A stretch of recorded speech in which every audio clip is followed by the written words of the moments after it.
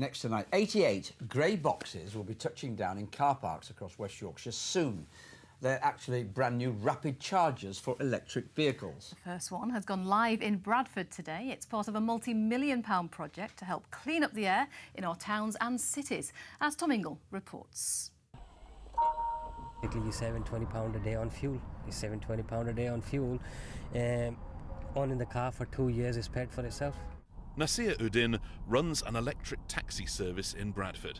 He made the switch from petrol last year, but it isn't always easy to plug in.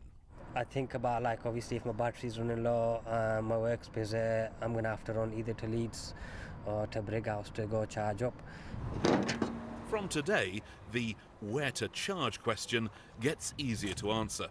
On Vicar Lane in the city, the first of 88 rapid charging points has been switched on.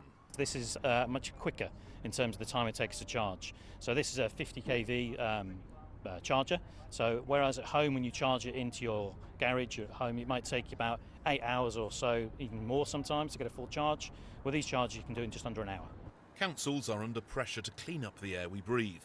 Getting more of us to drive electric will help. The rapid chargers will be installed at destinations where people might already be parking up for a while, like supermarkets and cinemas. 88's a great start, but it's not enough for the whole of West Yorkshire, is it? Particularly if electric cars really take off. I do agree with you, but this is a start. But 88 is a good start, but you never know.